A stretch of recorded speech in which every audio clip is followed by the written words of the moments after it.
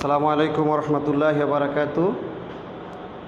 সুপ্রিয় শিক্ষার্থী বন্ধুরা, অনলাইন ক্লাসে তোমাদেরকে স্বাগতম। ক্লাস পরিচালনায় আমি আরিফ সরকার, প্রভাষক রসায়ন, 5 সুলকি বেগম আনোয়ারা ডিগ্রি কলেজ।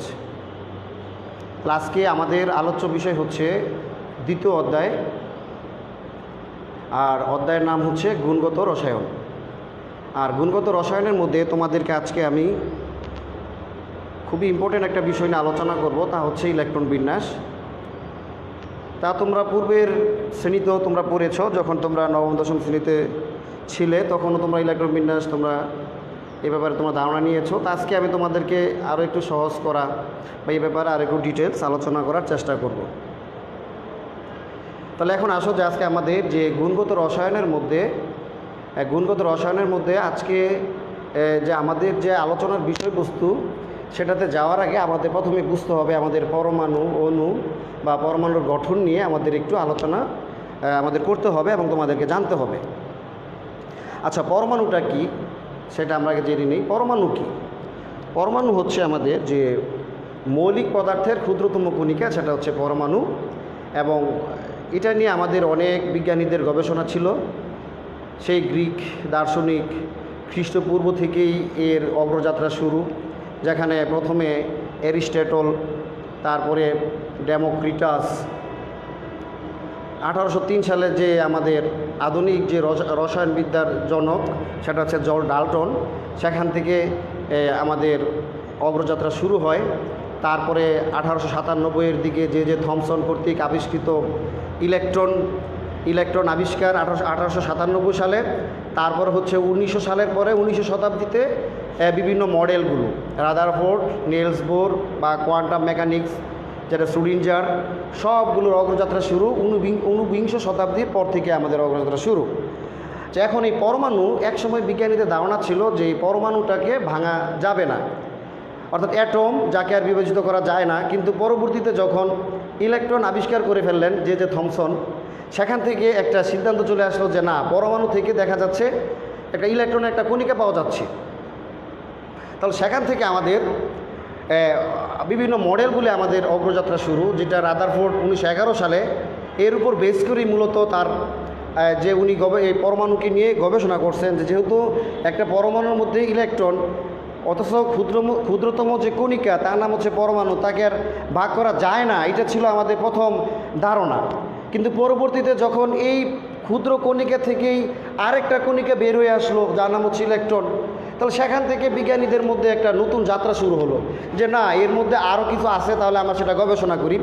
তো গবেষণা করছেন বিজ্ঞানী রাদারফোর্ড। উনি একটা পরীক্ষা করছেন যেটাকে বলা হয় রাদারফোর্ডের আলফা কণা বিচ্ছুরণ পরীক্ষা।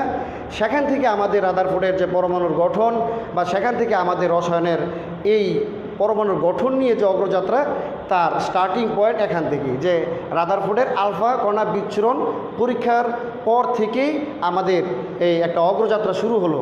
সেখান থেকে যে নিউক্লিয়াস বা ইলেকট্রন বা প্রোটন, এদের আবিষ্কার সবগুলো। তাহলে এখন দেখি যে রাদারফোর্ড আলফা কণা উনি কী করছিলেন। যে রাদারফোর্ড খুবই অল্প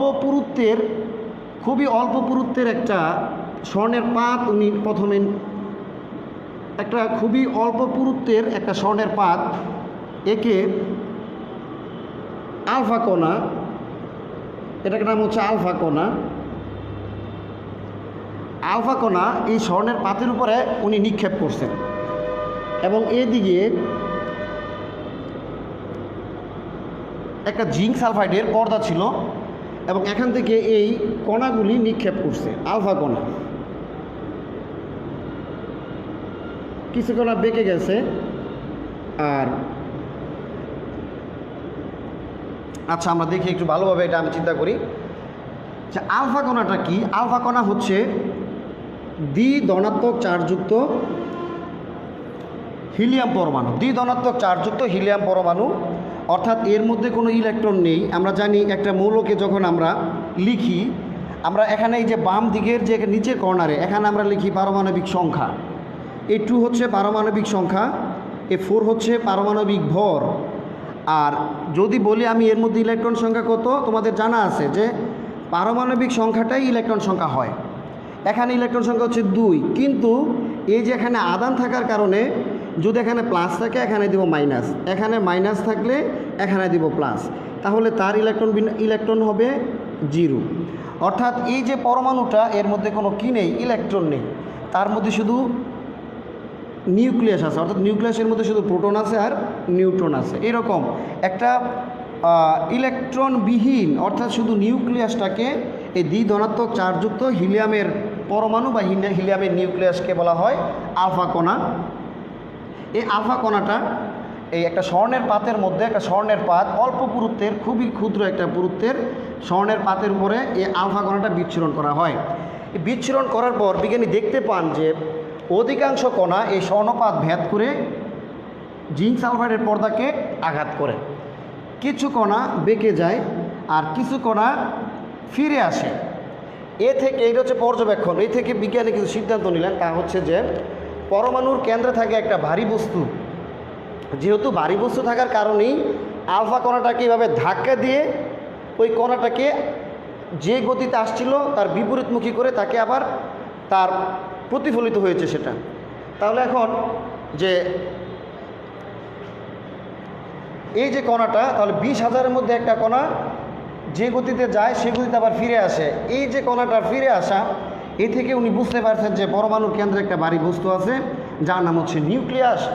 এবং যেহেতু বিজ্ঞানী একটা ধনাত্মক চার্জযুক্ত একটা কণাকে নিক্ষেপ করছে, অবশ্যই কেন্দ্রটা হচ্ছে একটা ধনাত্মক চার্জযুক্ত কণা। কেন? ধনাত্মক এবং ধনাত্মক পরস্পরকে বিকর্ষণ করে। যদি কেন্দ্রের মধ্যে ঋণাত্মক থাকতো তাহলে পরস্পরকে আকর্ষণ করত, এই কণা কখনোই ফিরে আসতো না। যেহেতু এই কণাটা কেন্দ্র থেকে সেটা ফিরে আসলো, তার মানে কেন্দ্রের মধ্যে তার সমধর্মী চার্জ বিদ্যমান, অর্থাৎ তার কেন্দ্রের মধ্যে ধনাত্মক চার্জ বিদ্যমান। এবং এটাকে বলা হয় নিউক্লিয়াস, এটাকে বলা হয় পরমাণুর কেন্দ্র, এটাকে বলা হয় পরমাণুর প্রাণ, অর্থাৎ নিউক্লিয়াস ছাড়া কোনো পরমাণু হবে না। এবং সেখান থেকে সিদ্ধান্ত আসলো যে পরমাণুর কেন্দ্রে এই আলফা কণা বিচ্ছুরণ পরীক্ষার সাহায্যে প্রশ্ন আসে তোমাদের, যে দেখাও যে বিজ্ঞানী নিউক্লিয়াস কীভাবে আবিষ্কার করেন, ব্যাখ্যা করুন। নিউক্লিয়াস আবিষ্কারের পরীক্ষা, পর্যবেক্ষণ এবং সিদ্ধান্তগুলি লিখো। তাহলে এই যে এখানে যে আলফা কণা বিচ্ছুরণ পরীক্ষার সাহায্যে আমরা এখান থেকে আমরা বুঝতে পারি যে পরমাণুর কেন্দ্রে একটা ভারী বস্তু আছে, তার নাম হচ্ছে নিউক্লিয়াস। এখন এই নিউক্লিয়াসকে কেন্দ্র করে বিভিন্ন বিজ্ঞানীরা এই যে পরমাণুর কেন্দ্রের মধ্যে নিউক্লিয়াস আছে এবং এই নিউক্লিয়াসের মধ্যে কী কী কণিকা থাকে, তারা দেখছেন যে এখানে মূলত 3 ধরনের কণিকা থাকে: স্থায়ী মূল কণিকা, অস্থায়ী মূল কণিকা, কম্পোজিট কণিকা। কিন্তু আমরা সচরাচর এই স্থায়ী মূল কণিকাগুলি নিয়ে আলোচনা করি তোমাদের সাথে। এখানে আমাদের যে স্থায়ী মূল কণিকা হচ্ছে আমাদের 3টি, একটা হচ্ছে ইলেকট্রন, প্রোটন, নিউট্রন। আর ইলেকট্রনটা কি? ঋণাত্মক চার্জযুক্ত, প্রোটন হচ্ছে ধনাত্মক চার্জযুক্ত, নিউট্রন আধান নিরপেক্ষ। একটা পরমাণুর মধ্যে যতগুলো প্রোটন কেন্দ্রে থাকবে তার সমসংখ্যক ইলেকট্রন তার বহিঃস্থ শক্তি স্তরে থাকবে। অর্থাৎ একটা পরমাণুর কেন্দ্রে যেহেতু নিউক্লিয়াস থাকে, এই নিউক্লিয়াসে থাকে প্রোটন এবং নিউক্লিয়াসে থাকে যে নিউট্রন।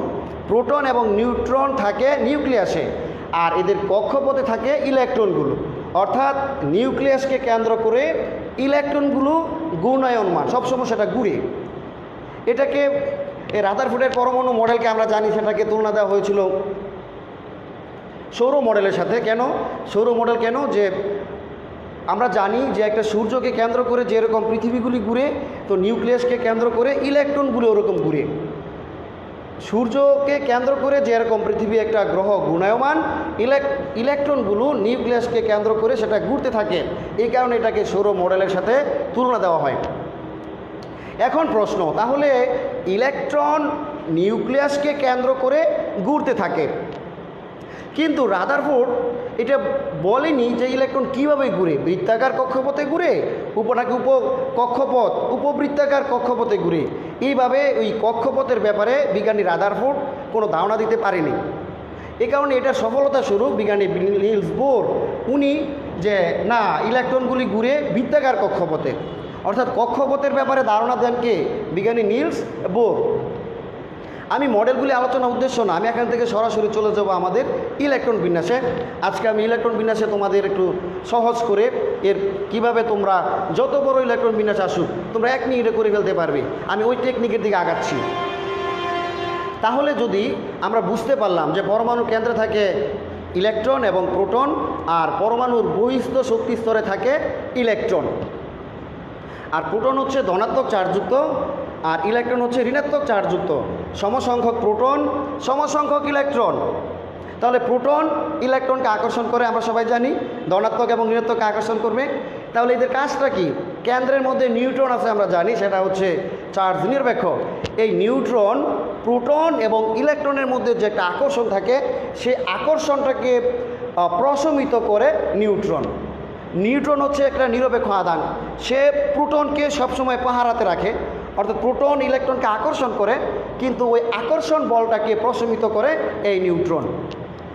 আকর্ষণ বলকে প্রশমিত করে নিউট্রন। প্রোটন এবং ইলেকট্রন, এদের মধ্যে আকর্ষণ বলটাকে প্রশমিত করে নিউট্রন। তাহলে এখন আমরা বুঝতে পারলাম যে নিউক্লিয়াসকে কেন্দ্র করে ইলেকট্রনগুলো ঘুরতে থাকে। তো সুপ্রিয় শিক্ষার্থীবৃন্দুরা, আমি একটু আমার লাইভ ক্লাসের আমি একটু আমি দেখতেছি যে আমাদের কোনো সমস্যা হচ্ছে কি না মোবাইলে।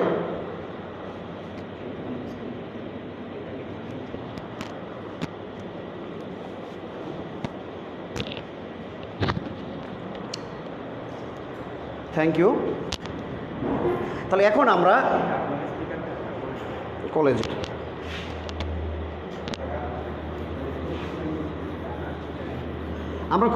আমরা খুবই বোঝার চেষ্টা করব যে আমি আসলে আজকে কী বোঝাতে আমি চাচ্ছি। তা হচ্ছে, তাহলে ইলেকট্রন যেহেতু বিভিন্ন শক্তি স্তরে থাকে, এই শক্তি স্তর নিয়ে রাদারফোর্ড কোনো ব্যাখ্যা দিতে পারেনি। কিন্তু নিলস বোর বলেছে যে এই ইলেকট্রনগুলো বৃত্তাকার কক্ষপথে ঘূর্ণায়মান থাকে, এবং এই যে ইলেকট্রনের যে অবস্থান, এই ইলেকট্রনের অবস্থানটা যদি আমরা টোটালি জানতে চাই, তার জন্য আমাদের শিখতে হবে কোয়ান্টাম সংখ্যা। একটা ইলেকট্রনের পুরোপুরি অবস্থান, ইলেকট্রন কোন কক্ষপথে থাকে, এই কক্ষপথের কোন উপশক্তি স্তরে থাকে, তার ত্রিমাত্রিক দিক বিন্যাস এবং তার গুণনের দিক, এই সবগুলো জানার জন্য আমাদের শিখতে হবে কোয়ান্টাম সংখ্যা। কিন্তু ইলেকট্রন বিন্যাসের জন্য আমাদের শুধু দরকার দুইটা রাশি, একটা হচ্ছে প্রধান কোয়ান্টাম সংখ্যা এবং একটা হচ্ছে সহকারী কোয়ান্টাম সংখ্যা। এই দুইটা জিনিস তোমাদেরকে শিখিয়ে আমি সরাসরি চলে যাব ইলেকট্রন বিন্যাসের আমাদের প্রসেসের মধ্যে। তাহলে রাদারফোর্ড কক্ষপথের ব্যাপারে সুনির্দিষ্ট কোনো ধারণা দিতে পারেনি, কিন্তু নিলস বোর ওনার যে প্রথম যে উনি মন্তব্য, ওনার প্রথম ওনার যে মতবাদ, ওনার সূত্রের যে প্রথম ওনার যে মতবাদটা ছিল, সেটা হচ্ছে যে ইলেকট্রনগুলো বৃত্তাকার কক্ষপথে ঘুরে, অর্থাৎ কক্ষপথটা হচ্ছে বৃত্তাকার কক্ষপথে ঘুরবে, এবং সেখানে উনি কক্ষপথের একটা আকার আকৃতি নিয়ে সেখানে একটা ধারণা আমরা পেয়েছি। তাহলে যদি বৃত্তাকার কক্ষপথে হয়, এই যে কক্ষপথটাকে বলা হয় শেল বা অরবিট বা শক্তি স্তর, কয়েকটা আমরা বলতে পারি। শক্তি স্তর বলতে পারি, অরবিট বলতে পারি, কক্ষপথ বলতে পারি, শেল বলতে পারি, সবগুলো হচ্ছে কক্ষপথ। এই কক্ষপথটাকে এন দ্বারা সূচিত করা হয়, এন।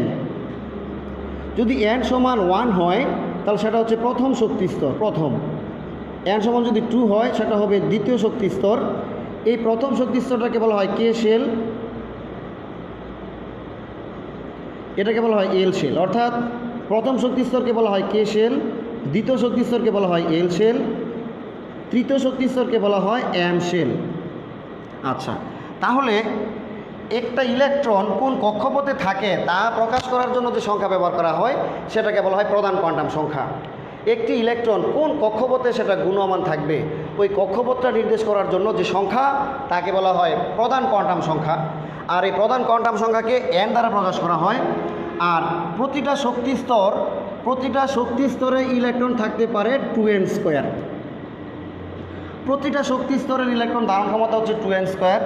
তাহলে যদি n সমান 1 হয় তাহলে সেটা হবে প্রথম শক্তি স্তর, আর তার ধারণ ক্ষমতা হবে 2টি। আর যদি সমান 2 দ্বিতীয় শক্তি স্তর কী হবে?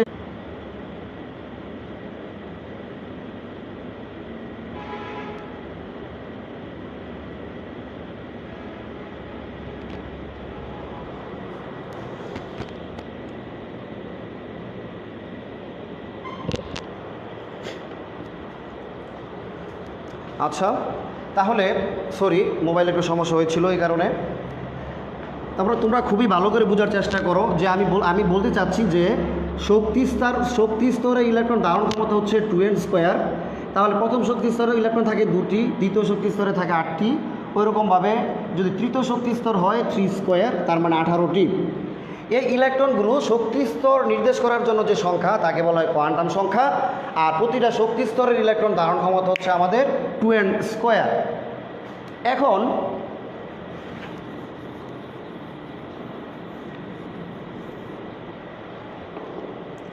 এখন যদি আমরা উপস্তরকে কাউন্ট করি, ইলেকট্রন কেবল শক্তি স্তরে থাকে না, ইলেকট্রন শক্তি স্তরের উপস্তরে থাকে। ইলেকট্রন থাকার যে সম্ভাব্য অঞ্চল, যেরকম আমরা সবাই এখন নারায়ণগঞ্জ জেলার অন্তর্ভুক্ত বা নারায়ণগঞ্জ জেলার মধ্যে আমরা আছি, কিন্তু নারায়ণগঞ্জ জেলাটা হচ্ছে একটা কক্ষপথ বা একটা শেল বা অরবিট বা একটা কক্ষপথ। কিন্তু নারায়ণগঞ্জ জেলায় সব জায়গাতে আমরা নাই, আমাদেরকে সব জায়গায় পাওয়া যাবে না। আমাদেরকে পাওয়ার যে সম্ভাব্য অঞ্চল, অর্থাৎ একটা ইলেকট্রন কক্ষপথের সব জায়গায় থাকবে না, তার থাকার যে সম্ভাব্য অঞ্চল। আমি একটা স্টুডেন্ট উদাহরণ দিতে পারি, যেমন একটা স্টুডেন্ট সে বাড়িতে থাকে, তো সে বাড়িতে থাকে, তার একটা সম্ভাব্য অঞ্চল হচ্ছে বাড়ি। সে আমাদের ছেলেরা মাঠে খেলাধুলা করে, তাহলে সে সব মাঠে যেতে পারে, এ কারণে তার সম্ভাব্য অঞ্চল হচ্ছে তার মাঠ। সে মসজিদে যায়, তার সম্ভাব্য অঞ্চল হচ্ছে তার মসজিদ। অর্থাৎ তার যে থাকার সম্ভাব্য অঞ্চলগুলি সেটাকে বলে অরবিটাল। একটা ইলেকট্রন শক্তি স্তরের যে সম্ভাব্য অঞ্চলগুলিতে থাকে সেটাকে বলা হয় উপশক্তি স্তর। অর্থাৎ একটা ইলেকট্রন শক্তি স্তরের সম্ভাব্য অঞ্চলগুলো সেটাকে বলা হয় উপশক্তি স্তর। একটা ইলেকট্রন শক্তি স্তরের কোন উপস্তরে থাকে তা নির্দেশ করার জন্য যে সংখ্যা ব্যবহার করা হয় তাকে বলা হয় উপস্তর বা তাকে বলা হয় সহকারী কোয়ান্টাম সংখ্যা। একটি ইলেকট্রন শক্তি স্তরের কোন উপস্তরে থাকে তাকে নির্দেশ করার জন্য যে সংখ্যা ব্যবহার করা হয় তাকে বলা হয় সহকারী কোয়ান্টাম সংখ্যা। এই সহকারী কোয়ান্টাম সংখ্যাকে এল দ্বারা প্রকাশ করা হয়। এর মান নির্ভর করে প্রধান কোয়ান্টাম সংখ্যা বা শক্তি স্তরের উপরে। তার সূত্র হচ্ছে n-1।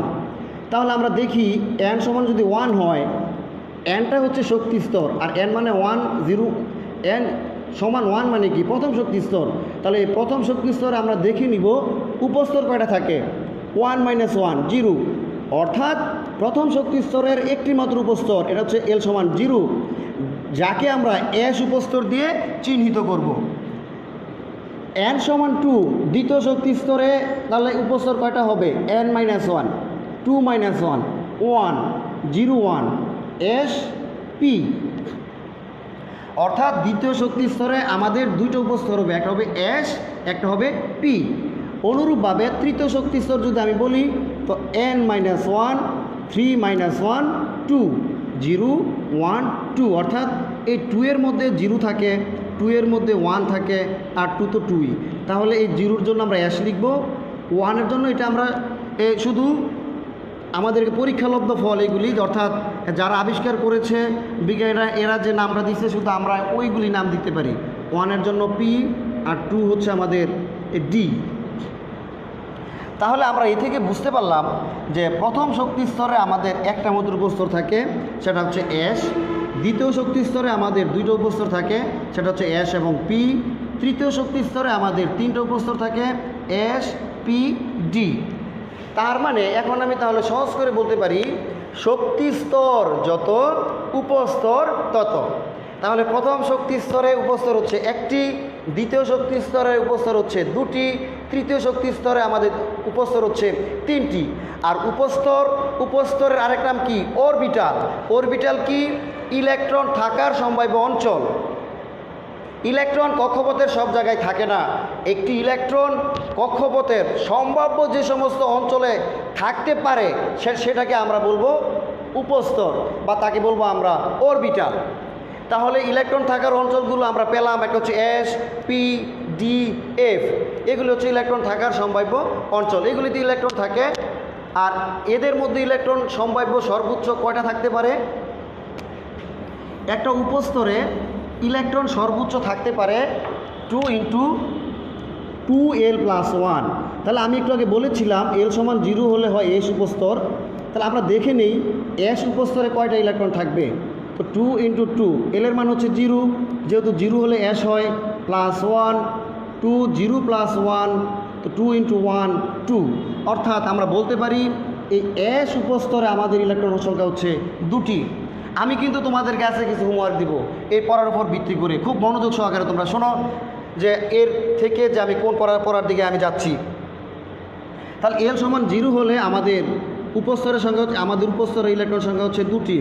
এখন যদি পিতে আমি দেখি ইলেকট্রন সংখ্যা কয়টি, তো 2 ইন্টু 2l প্লাস 1, তো এল সমান হচ্ছে 1 হলে হয় পি, এল সমান 0 হলে হয় এস উপস্তর, এল সমান 1 হলে হয় পি উপস্তর।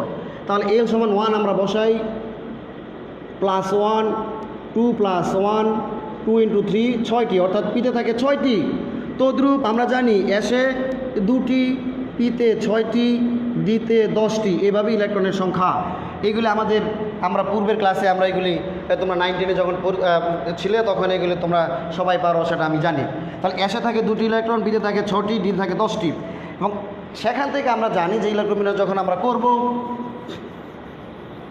তখন আমরা এইভাবে করেছিলাম যে 1s, যেহেতু প্রথম শক্তি স্তরের একটা মাত্র উপস্তর এস, 1s 2s 2p, দ্বিতীয় শক্তি স্তরের দুইটা উপস্তর, একটা হচ্ছে 2s একটা হচ্ছে 2p, 3s 3p 3d, তৃতীয় শক্তি স্তরের তিনটা উপস্তর 3s 3p 3d। আমি বলেছিলাম শক্তি স্তর যত উপস্তর তত। তাহলে 4s 4p 4d 4f 4f, চারটা শক্তি স্তর, চারটে উপস্তর, 5s 5p 5d। আর আমাদের প্রয়োজন নাই, আমাদের এত বেশি দরকার পড়ে না। 6s 6p 7s, আমরা এগুলি আর সামনে আমাদের আর দরকার নেই, যেহেতু আমাদের 118টা মৌল এর মধ্যে হয়ে যায়, সুতরাং আমাদের দরকার নাই এগুলো, এই কয়টা জানলে আমাদের হবে। তাহলে এখন যদি আমরা তির্যকভাবে কাটাকাটি করি কী হয়, 1s 2s, এইভাবে যদি আমরা কাটি, এই খেয়াল করি আমরা, এই যে প্রথম আমি কাটলাম 1s, তারপরে কাটলাম 2s, তারপরে 2s কেটে 2p কাটলাম এবং 3s, 2p 3s, তারপর 3p 4s, 3d 4p, তারপরে 5s। এই যে আমাদের ক্রমটা, প্রথমে 1s, তারপরে 2s, তারপর 2p 3s, 3p 4s, 3d 4p 5s, 4d 5p 6s, 4f 5d 6p 7s। এগুলিতে ইলেকট্রন প্রবেশ করবে। মনে প্রশ্ন থাকতে পারে যে স্যার এখানে কেন ব্যতিক্রম হলো, 3s 3p 3d বা এদের মধ্যে কেন যে ব্যতিক্রম, এগুলো আহ্বানীতি আমরা পরবর্তীতে আলোচনা করব। আপাতত আমরা জেনে নেই এই যে আমি কাটলাম, কাটার পরে যে লেখাটা 1s কাটছি, প্রথম 1s, তারপরে কাটছি 2s 2s, তারপরে 2p 3s, 3p 4s, 3d 4p 5s, 4d 5p 6s, 4f 5d 6p 7s। এইভাবে আমরা পর্যায়ক্রমে লিখব। এইভাবে আমরা লিখে শুধু ইলেকট্রন সংখ্যা বসাই দিব, আমরা ইলেকট্রন বিন্যাস করে ফেলব। কিন্তু আমাদের কিন্তু এইভাবে ইলেকট্রন বিন্যাস করাটা একটু খুবই কষ্ট, কারণ এগুলো সব মনে রাখা কোনটার পরে কোনটা ইলেকট্রন যাবে, এর জন্য আমি সহজ পদ্ধতিতে আজকে তোমাদেরকে একটা ইলেকট্রন বিন্যাসের নিয়ম শিখিয়ে দিব। তাহলে আসো প্রথমে আমরা এই নিয়মে কয়েকটা ফলো করি, তারপর আমরা যখন একটু বেশি ইলেকট্রন, বেশি পারমাণবিক সংখ্যা বিশিষ্ট যে মৌলের ইলেকট্রন বিন্যাসগুলো আছে সেগুলো আমরা এই সহজ পদ্ধতিতে আমি তোমাদেরকে দেখিয়ে দিব, আমি আজকে তোমাদের সামনে উপস্থাপন করব। তাহলে এখন আমি বলেছিলাম তোমাদেরকে প্রোটন সংখ্যা যত, ইলেকট্রনের সংখ্যা তত। হাইড্রোজেনের পারমাণবিক সংখ্যা হচ্ছে 1, এটা তাহলে হাইড্রোজেনের পারমাণবিক সংখ্যা 1 বা হাইড্রোজেনের প্রোটন সংখ্যা হচ্ছে 1। এই প্রোটন সংখ্যাকে পারমাণবিক সংখ্যা বলে। আর একটা মৌলের প্রোটন সংখ্যা যত, ইলেকট্রনের সংখ্যা তত। কেন্দ্রে নিউক্লিয়াসে থাকে প্রোটন একটি, আর তার ইলেকট্রনও থাকে একটি কক্ষপথের মধ্যে। তাহলে হাইড্রোজেনের প্রোটন সংখ্যা হচ্ছে 1, তাহলে তার ইলেকট্রন সংখ্যা কত, 1। তাহলে আমরা 1-এর ইলেকট্রন বিন্যাস করব। তাহলে আমাদের প্রথমে ইলেকট্রন যাবে প্রথম শক্তি স্তরে 1-এর মধ্যে, কিন্তু ইলেকট্রন কিন্তু 1-এ থাকে না, থাকে তার উপস্তরের মধ্যে। তো প্রথম শক্তি স্তরের মধ্যে একটি মাত্র উপস্তর, সেটা হচ্ছে 1s। এসটা স্মল লেটার, আর 1 স্মল ক্যাপিটাল সব একই, 1 তো আর সমস্যা নেই আমাদের। তো কেউ যদি এভাবে লেখে 1s সমস্যা নেই, কেউ যদি 1 বড় করে লিখে ছোট করে s লেখে তাহলে সেটাও সমস্যা নেই। তাহলে হাইড্রোজেন 1, তাহলে এসে আমরা জানি সর্বোচ্চ থাকতে পারে 2টি, কিন্তু আমাদের এখানে 2 যদি দেই তাহলে সেখানে কিন্তু তার ইলেকট্রন থাকতে হবে 1টা, কিন্তু হয়ে যায় বেশি। কম দিতে পারবো, বেশি দিতে পারবো না। তাহলে এই যে 1s1, এটাকে পড়বো আমরা 1s1। এই যে হাইড্রোজেনের ইলেকট্রন বিন্যাস হয়ে গেল। হিলিয়ামের 2, 1s, এসের সর্বোচ্চ 2টা দিতে পারি 1s2। এটা 1s স্কোয়ার না, 1s2 হিলিয়াম 1s2, লিথিয়ামের 3, তাহলে কি হয় 1s2। তো প্রথম শক্তি স্তর হয়ে গেল 2টা। এখন দ্বিতীয় শক্তি স্তরের দিকে আমরা যাই। দ্বিতীয় শক্তি স্তর কি 2s দিয়ে আমরা শুরু, 2s এবং 2p, 2s লিখব। এখন এসে যদি 2টা দিতে যাই তাহলে 2 2 4টা হবে, কিন্তু না 2 এর সাথে 1 দিতে, 1টা দিলে আমাদের 3টা হয়ে যায়। এখানে তুমি যদি 2 দাও তো 2 2 4 হয়ে যায়, না হবে না, এখানে 2s1। বি কেয়ার, কখনো এখানে কমা দেওয়া যাবে না, বা এখানে আমি একটু কোনো এখানে ফুল স্টপ দিতেছি এরকম কিছুই দেওয়া যাবে না, অর্থাৎ মাঝখানে শুধু আমরা একটু স্পেস দিব। তো 1s2 2s1। এখন আমরা একটা ইলেকট্রন 18তে চলে যাই, আর্গন 18, তাহলে কি হবে 1s2। এখন দ্বিতীয় শক্তি স্তর শুরু করব। দ্বিতীয় শক্তি স্তরের উপস্তর হচ্ছে 2টা, 2s 2p। আমরা ইলেকট্রন দেই 2 2 4, পিতে সর্বোচ্চ 6টা 10, 6 2 8 8 2 10, 1s2 2s2 2p6। এখন আমরা 3-এ যাব, 3s2 দিব আর যোগ করব। তো 10 আর 2 12 হয়েছে, 2 4 10 12, আমাদের আরও দরকার 6টা। 3s-এর পর হচ্ছে 3p 3p6, 12 আর 6 18। এখন যদি আমরা ওগানেশন 118 ইলেকট্রন বিন্যাস করবো, তাহলে 118 আমি কীভাবে করব, এর জন্য আমাদের আজকে টেকনিক আমরা শিখে নেই। ওগানেশন 118 118টা মৌল আছে, এর ইলেকট্রন বিন্যাস আমি কীভাবে করি, এর জন্য আমরা একটা ছন্দ শিখব। ছন্দটা কি আমি আবারও বলি, তার ছন্দটা হচ্ছে এস, মাঝখানে একটু ব্লাঙ্ক দিয়ে এস এস এস, তার পরবর্তী উপস্তর হচ্ছে পি, শুধু পিটাই না এখানে যোগ করব, পি এস, ডাবল ডাবল দিয়ে দিব, পি একবার তার সাথে যোগ করবো, পি একবার তার সাথে যোগ করব, বা এস এস একবার লিখলাম, পরবর্তীতে একবার পি এর সাথে এস, আবার পি এর সাথে এস, ডাবল ডাবল, তো পি এস, আবার লিখবো পি এস, বা এস এস কী হলো পি এস পি এস। এখন এদের সাথে এর পরবর্তী যে উপস্তর ডিটা আমরা শুধু যোগ করে দিব। তো যদি এসের সাথে পি আনার কারণে পি এস হয়, তাহলে ডি আনলে আমাদের কি হবে বলো, ডি পি এস।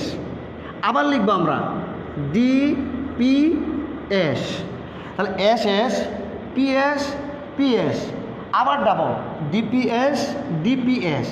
এখন আমরা আবার এফ থেকে শুরু করব, তাহলে কি হবে এফ ডি পিএস, আবার লিখব এফ ডি পি এস। তাহলে কি হলো S S PS PS DPS DPS F DPS F DPS S S. আবার লিখব কি ডাবল করে, পরেরটা শুধু ডাবল ডাবল করে লিখব, পিএস পিএস, পরে লিখব ডিপিএস ডিপিএস, পরে লিখব এফ ডিপিএস এফ ডিপিএস। এখন আমাদের 118 দরকার, শুধু ইলেকট্রন দিয়ে দিব আর যোগ করবো 118 হয় কিনা দেখি আমরা।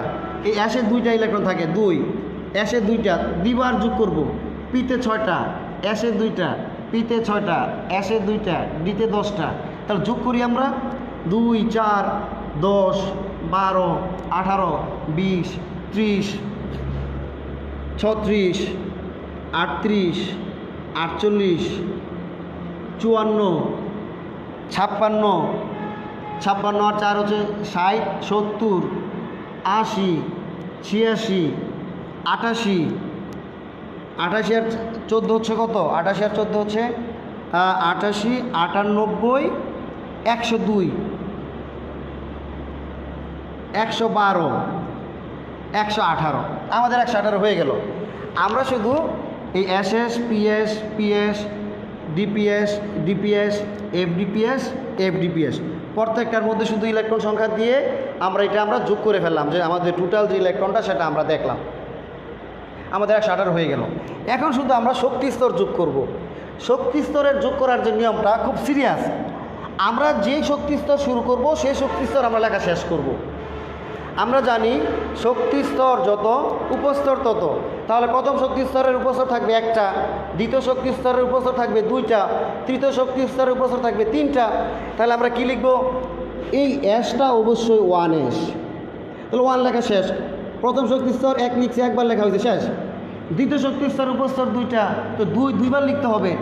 এই এসটা অবশ্যই 2 এর এস, 2s 2p, তো 2s 2p, আর দুইবার আমরা লিখে ফেললাম, 2s লিখলাম 2p, তো দুইবার হয়ে গেল, 2 শুরু করছি শেষ করে ফেলছি, তিনবার লিখবো, তো 3s, এসের পরে কী হয় 3p, তিনবার লিখতে হয়, মাত্র একবার লিখছি, 3p দুইবার লিখছি, এখন 3s 3p, সামনে আমাদের এসের দিকে আমরা তাকাবো না, যেখানে ডি পাবো সেখানে 3d, 3s 3p 3d, তিনবার লিখে ফেলছি, 3s 3p 3d।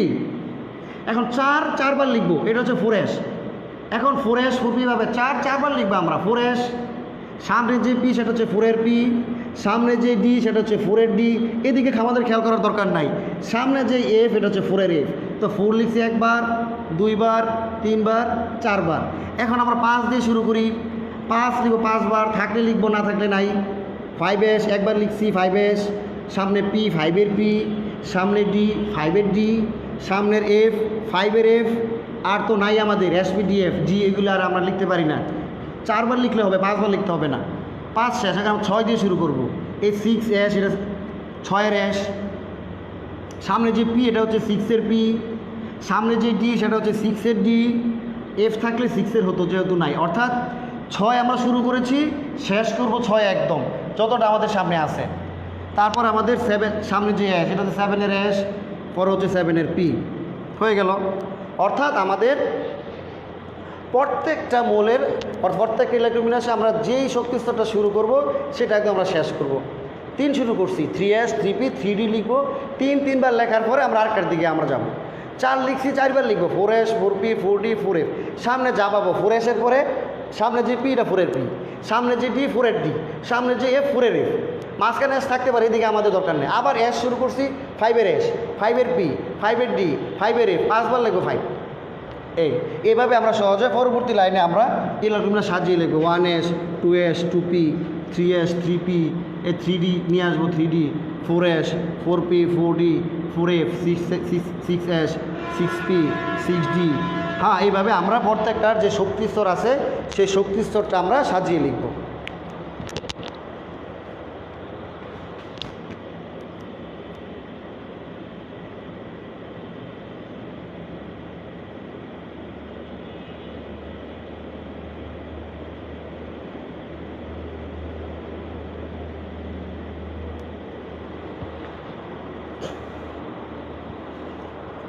তাহলে সুপ্রিয় শিক্ষার্থী বন্ধুরা,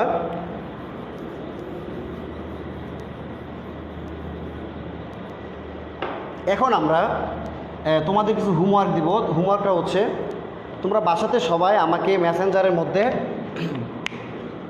1 থেকে 50 মৌলের